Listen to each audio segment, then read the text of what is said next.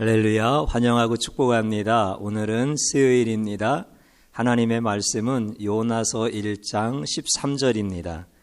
그러나 그 사람들이 힘써 노를 저어 배를 육지로 돌리고자 하다가 바다가 그들을 향하여 점점 더 흉용함으로 능히 못한지라. 아멘.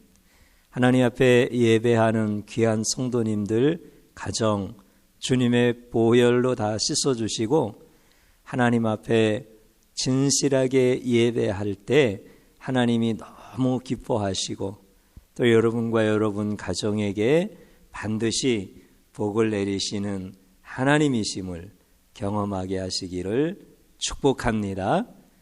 우리가 이제 풍랑과 요나 그리고 감사, 인생의 터닝 포인트, 이러한 생각들을 좀 하면서 오늘 하나님의 말씀을 상고하고자 합니다. 우리가 인생 가운데 풍랑을 만나면 그 풍랑이 나에게 큰 시련이다, 고통이다, 하나님의 진노다, 그러면서 그 풍랑에 대해서 원망하는 이런 사람들이 있습니다.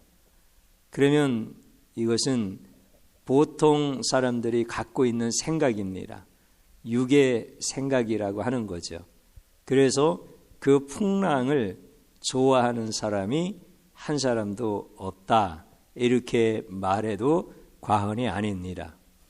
그런데 또 한편으로 우리가 살아가는 인생 가운데 풍랑을 만났어요. 내 인생의 항해 중에 풍랑을 만났는데 그 풍랑을 내 인생의 새로운 기회다. 그래서 나는 그 풍랑을 감사한다. 이렇게 풍랑을 바라보는 시각을 가진 사람이 있어요. 이런 사람들은 보통 눈이 아니라 특별한 생각을 가진 것이고 육의 생각이 아니라 영의 생각이다라고 이렇게 말할 수가 있겠지요. 오늘 풍랑을 시련이다, 아픔이다, 고통이다 이렇게 생각하는 관점은 지금 내가 가고 있는 그 항해의 길이 제대로 가고 있었다라고 생각하는 사람들이 느끼는 관점일 것이고, 내가 풍랑을 만났는데 이것이 감사다, 내 인생의 전환점이다, 이렇게 생각하는 분은 내가 가고 있는 이 항해가, 내가 타고 있는 이 배가 이거는 뭔가 잘못 가고 있다라고 생각하는 사람일 것입니다. 오늘 우리가 살아가면서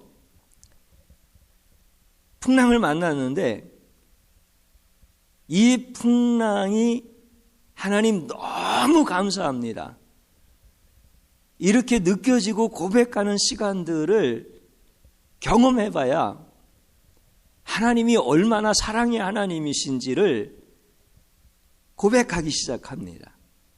그래서 하나님은 사랑하는 자들에게 항상 풍랑이라고 하는 것을 통하여서 말씀하시는 것을 우리는 배우게 되어집니다. 하나님은 우리가 편안하게 가면서 그 목적지가 잘못되어지는 것을 원치 않으십니다. 그렇기 때문에 잘못되어진 목적지를 향해서 가고 있는 그 배를 풍랑으로 막 흔들어 놓으시는 거야. 그래서 그 배에서 내릴 수 있도록 하나님이 그렇게 역사를 하시는 거예요. 누구에게요? 하나님이 정말 사랑하는 자에게, 하나님이 포기할 수 없는 하나님의 그 자녀들에게 하나님은 풍랑이라고 하는 음성으로 그렇게 내가 너를 사랑한다 라고 말씀을 하시는 거예요. 요나가 탄 배가 다시스로 향하고 있습니다. 그러니까 요나가 다시스로 가는 배를 탄 겁니다. 다시스는 스페인 끝입니다. 그러니까 그 당시 세계관으로 맨 끄트머리, 끝에까지 가는 겁니다. 예루살렘으로부터 3,500km가 넘는 지중해의 끝, 스페인의 끝, 거기를 지금 요나가 가는 거예요. 그러니까 하나님의 뜻과 점점 멀어지는 거야. 나중에 그곳에 무사히 도착했다고 한다면 하나님의 뜻과 가장 많은 격차가 벌어지는 그 자리에 가게 되어지는 거예요. 그러면 하나님 앞에 돌아올 수가 없는 거예요. 돌아온다라고 하는 것이 너무 힘든 거예요. 하나님은 그것을 아시는 거예요. 그렇기 때문에 하나님께서 사랑하는 그 선지자 요나를 배에서 끌어내리시려고 쫓아가시는 거야. 풍랑으로 막 쫓아가시는 거야. 그리고 풍랑을 일으켜서 그 안에 있는 요나를 향하여 또 선원들과 그 배에 타고 있는 모든 사람들이 다 알아듣도록 내 아들 요나를 내놓아라. 내 아들 요나를 내놓아라. 이렇게 하나님이 말씀을 하시는 거예요. 그래도 알아듣지 못하면 어떻게 하시겠어요? 알아들을 때까지 하나님께서 그 배를 흔들으시겠지요. 오늘 우리가 읽은 그 말씀을 보면 요나가 제비를 뽑혀서 요나 때문에 풍랑을 만났고 이 배가 깨어질 그런 위기를 맞이했다라고 하는 것을 요나 자신도 자백했고 거기에 있는 사람들도 다 알게 되어져요. 그런데 하나님께서 요나를 그 배에서 내리게 하시는 하나님의 그 사랑, 하나님의 그 뜻은 알지를 못하는 거야. 그래서 어떻게 하는 거예요? 배를 놓아젓는 거예요. 육지 방향으로 다시 돌아가겠다는 거예요. 살 수 있는 방법을 한번 찾아보겠다는 거예요. 그런데 그 파도는 더 흉흉해지고 도저히 할 수 없는 그런 상황에 이르게 되어지는 거예요. 하나님은 계속해서 그래도 안 내놓을 거야? 빨리 내 아들 요나를 내놓으면 내가 그 요나를 내 품에 다시 받으면 이제 풍랑은 잠잠해질 건데 왜 안 내놓는 거야? 요나를 향하여 거기에 있는 사람들을 향하여 계속해서 하나님은 말씀을 하시는 거예요. 그 하나님의 음성을 사람들은 보지를 못하는 거예요. 그래서 풍랑이 막 일어날 때 하나님의 사람들 가운데도 그 풍랑을 하나님이 왜 주셨느냐 이렇게 원망하며 어떻게든지 그 풍랑에서 빠져나갈 수 있는 방법들을 그렇게 막 애를 쓰는 이런 부류의 사람들이 있고요. 또 한편으로는 내가 하나님의 뜻을 저버리고 지금 다시스로 도망가고 있으니까 하나님이 나를 징계하시고 나를 미워하시고 나를 포기하시고 나를 버렸기 때문에 풍랑으로 나를 죽이시려고 하는 거야 라고 그것을 운명적으로 숙명적으로 받아들이는 이런 사람도 있어요.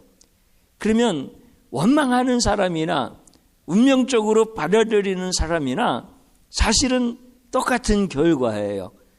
뭐냐면 하나님이 풍랑이라고 하는 것을 통하여 내가 너를 사랑한다. 너는 그 길이 아니다. 거기에서 돌이켜야 된다라고 하면서 인생의 터닝 포인트로 삼기를 원하셔서 하나님이 그 풍랑을 일으키셨는데 그 사건과 자기의 인생과 아무런 접촉이 일어나지 않고 아무런 접목이 일어나지 않는 거예요.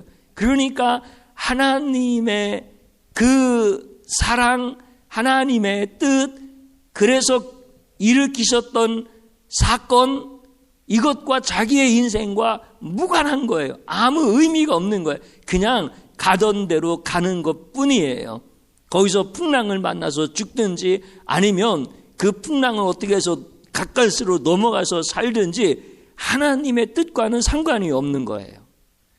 그러니 참 이게 얼마나 우리 믿음의 사람들에게는 치명적인가라고 하는 것을 깨달아야 되는데 그것을 깨닫기가 참 쉽지 않다라고 하는 거예요.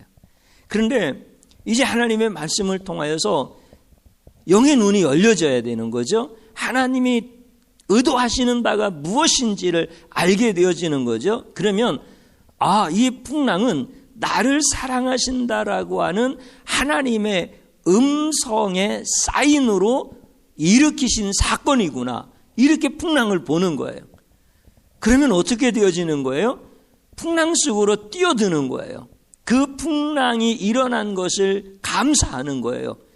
그 풍랑이 하나님의 뜻이잖아요. 하나님이 나를 사랑하시는 마음이잖아요. 그 하나님의 넓은 품으로 뛰어드는 거예요. 그러니까 내 뜻을 포기하는 거죠. 내가 가려고 했던 방향을 포기하는 거죠. 인간은 누구나 다 그런 타락한 본성을 갖고 있어요. 잘못된 길로 가면서 평안하기를 원하는 거야. 여러분들, 그러면 그 인생이 평안할 수 있느냐? 하나님이 사랑하는 자는 그대로 놔두지를 않으셔요. 풍랑을 통해서 잘못된 길임을 알려주시고 내가 너를 사랑하는 방법이 풍랑이다. 그러면서 그 풍랑으로 인하여 너 인생길이 방향을 바꿔야 된다라고 분명하게 말씀을 해주셔요. 그래서 그 풍랑으로 인하여 하나님 앞에 감사하여서 하나님의 뜻 가운데 나의 생각을 내려놓고 뛰어들면은 그 사람은 하나님이 나를 사랑하심으로 말미암아 일으키신 사건과 접촉이 이루어지는 거예요. 그래서 그 사건으로 인하여서 인생의 새로운 방향이 바뀌어지는 거예요. 인생의 터닝 포인트가 되어지는 거예요. 그러는 것을 가리켜서 눈이 열렸다, 귀가 열렸다, 입이 열렸다 이렇게 고백하게 되어지는 것이죠. 저도 하나님 앞에서 온전치 못한 사람으로서 풍랑을 만날 때 힘들고 어려웠어요. 그런데 풍랑 속에 하나님께서 말씀하시는 하나님의 뜻을 발견하고 그 풍랑 가운데 나를 던져버린 거야. 그 풍랑을 내 힘으로 헤쳐나갈 힘도 없지만 헤쳐나갈 생각을 안 하고, 그러니까 하나님의 뜻을 거역할 수 없잖아요. 그러니까 그 풍랑 속에 나를 집어 던진 거야. 그러니까 주님이 없는 배에 내가 선장이 되어서 풍랑을 헤치고 나가는 인생에서 이제 주님이 선장 되시는 배에서 주님이 세상의 풍랑을 헤치고 나가시는 인생으로 터닝 포인트가 되어지는 거야. 그러니까 하나님께서 그렇게 되어지기 위해서 쫓아오시면서 내 이름을 부르시고 거기서 내리라는 거예요. 풍랑을 바라보는 시각이 어떤 시각인지 명확하게 규정해라 이렇게 말씀하시는 거예요.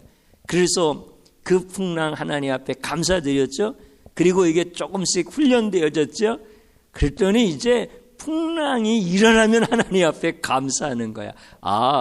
하나님께서 나를 계속 가면 안 되니까 풍랑으로 나를 내리라고 하시는구나. 방향을 바꾸라고 하시는구나. 깨닫지 못했던 하나님의 뜻이 무엇인지를 기도하라고 하시는구나. 그러니까 풍랑을 보면 나를 혼내시려고 하는 게 아니라 나를 사랑하시는 거구나 라고 감사를 하는 거야. 그냥 무조건 감사야. 풍랑이 일어나면 무조건 감사야. 무조건 감사. 이 은혜를 하나님께서 깨닫게 하시니까 이게 하나님 앞에서 최고의 은혜를 받은 사람처럼 어린 아이처럼 막 기쁜 거예요. 너무 감사한 거예요.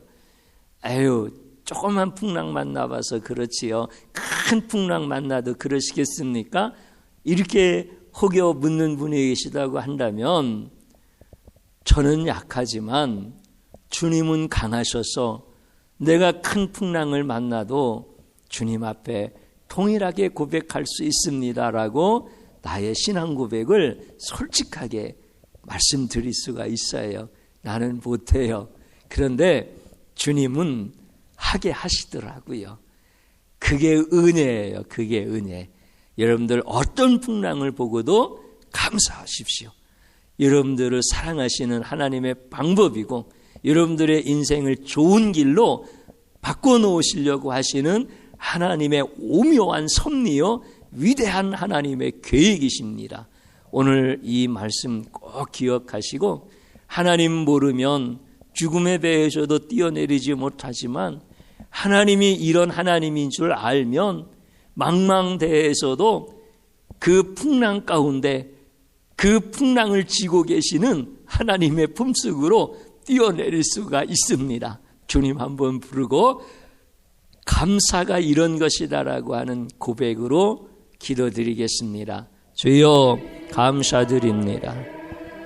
주님께서 나를 찾아오실 때 그 풍랑으로 인하여서 두렵기도 하고 하나님에 대해서 서운한 마음도 있고 내 힘으로 감당할 수 없을 것 같아서 얼마나 낙심되고 실망하는지 그랬던 적이 한두 번이 아닙니다. 그러나 주님은 한 번도 잘못되어지시지 아니하고 그 풍랑일 때마다 내 인생의 방향을 바꿔주기 시작했습니다.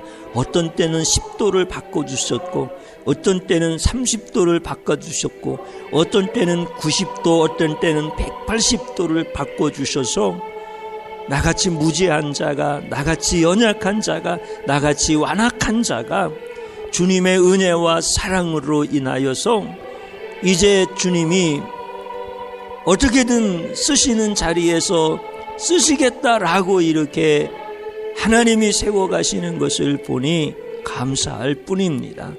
하나님 어떤 풍랑을 만나도 하나님 안에 있으니 감사한 자가 되게 하여 주시옵시고 이 풍랑 인하여 하나님이 원하시는 방향으로 더 빨리 갈 수 있는 이 고백 주셔서 감사드립니다.